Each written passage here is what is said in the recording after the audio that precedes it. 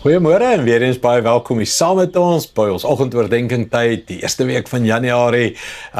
Ek is so opgewonde, ek is op pad Suid-Afrika toe en ek gaan hierdie reeks saam met die gemeente doen van Sondag af. So, ons begin ook Sondag weer met 2 dienste, ons net die parkering en alles is chaos in 1 diens. So, van Sondag af 2 dienste, daar's plek vir jou, daar's parkering vir jou, en ek hoop ek sien jou by Lewensentrum as jy naby genoeg bly. En kom stap hierdie pad saam van herbou die altare. Mense, hierdie is groot beloftes. Dis seëning, dis herlewing, dis vuur, dis groot beloftes.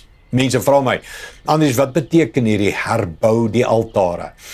En wat is 'n altaar? Kom ek wys vir jou een van die skrifte en ons gaan na baie kyk. Maar Genesis 13 vers 4 sê, dis die plek waar Abraham destyds die altaar gebou het.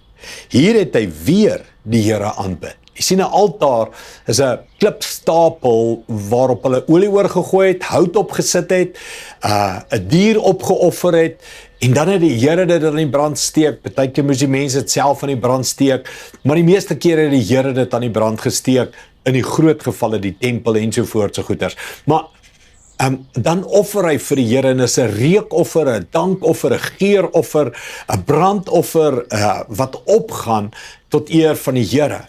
En daar ontmoet die Here die mense. Nou, Abraham het een vroeër gebou, toe die Here die eerste keer vir hom gesê het, ek gee die land Kanaan vir julle.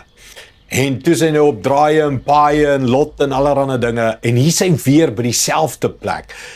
En is 'n spasie, 'n plek van aanbidding. Mens, ek het in my lewe plekke. In my huis, buite die huis, ons het 'n veld hier om ons huis, in die veld, ek het plekke waar ek oor en oor teruggaan en daar gaan bid.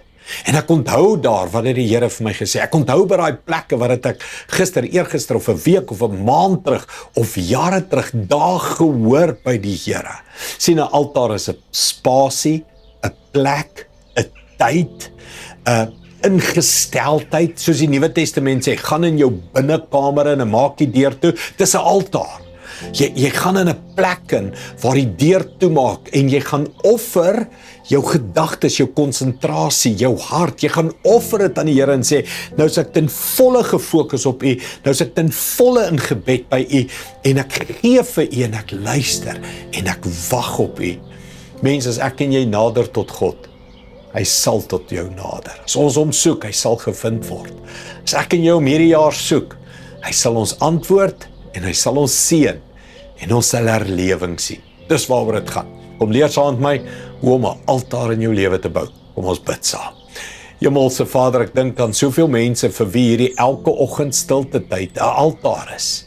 Elke oggend kom ons saam, ons open die skrifte, ons dink, ons bid, ons praat, ons stort ons hart uit. Dis 'n altaartyd, Here. Mag ons besef, mag dit in ons harte en ons gedagtes val hoe om altare te herbou. En mag U ons hier elke dag ontmoet.